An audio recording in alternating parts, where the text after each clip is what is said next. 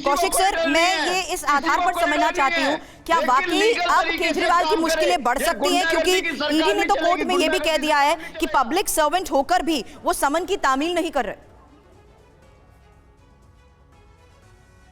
देखिए, उनके लिए निश्चित रूप से परेशानी तो बढ़ जाएगी क्योंकि जो अखबार कह रहे थे सीबीआई ने अपनी कंप्लेंट दाखिल कर दी है और कोर्ट ने उसमें 7 तारीख की सुनवाई लगाई है।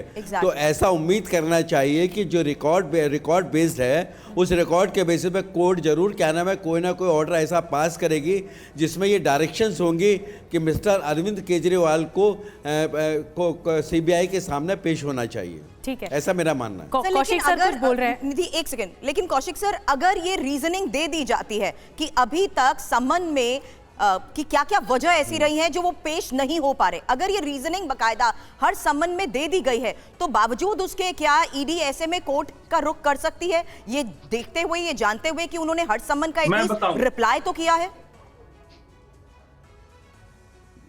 देखिए ये क्या नाम है, मेरा और आपका इस पर फैसला नहीं हो सकता कि ये वो उनका जो जवाब है वो सही है या गलत है।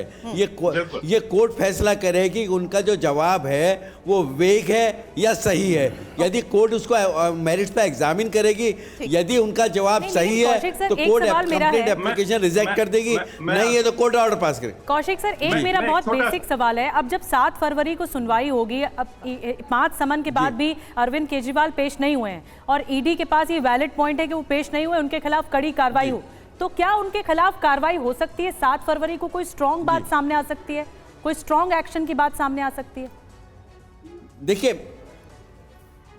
देखिए इसमें 2 बातें हो सकती है। एक तो कोर्ट जो है ना उनकी ईडी की कंप्लेंट के बेसिस पे ऑर्डर कर दे, दूसरा ये भी हो सकता है उनको 24 घंटे 48 घंटे का मिस्टर केजरीवाल को टाइम दे दे कि आप इसका जवाब दाखिल कर दिए, फिर इस पर कोई शॉर्ट डेट लगा के उस पर ऑर्डर पास करें। ऐसा मेरा मानना है। ठीक है, जयशंकर गुप्ता सर, कल को मिस्टर केजरीवाल ये ना कहें जी कल को ये ना कहें कि मेरे को नेचुरल जस्टिस नहीं मिला इस केस में। ठीक है, ये बड़ी बात आपने कही कि उनको भी वो पूरा मौका, वो अधिकार मिलना चाहिए जो कोर्ट के भीतर वो कानूनी लड़ाई है। लेकिन जयशंकर सर, ये बार बार बहस हो रही है कि राजनीतिक लड़ाई को, जब राजनीतिक लड़ाई नहीं है, ये कानूनी लड़ाई है, तो उसे उसी दृष्टिकोण से देखा जाना चाहिए। क्यों बार बार आम आदमी पार्टी ये कह रही है कि बीजेपी की एजेंसी है, या आरोप लगा रही है, या बीजेपी कह रही है आम आदमी पार्टी पर?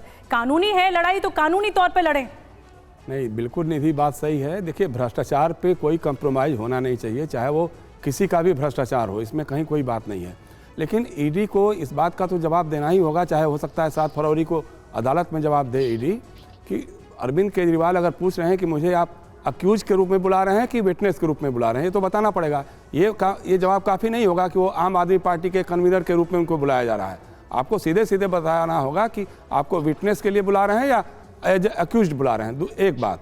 दूसरी बात यह है कि देखिए, लगातार जिस तरह की घटनाएं हो रही हैं, हेमंत सोरेन को गिरफ्तार किया गया है, तेजस्वी यादव के यहाँ छापे पड़े हैं, रोहित पवार के यहाँ छापे पड़े हैं, पश्चिम बंगाल में तृणमूल कांग्रेस के लोगों के यहाँ छापे पड़ रहे हैं।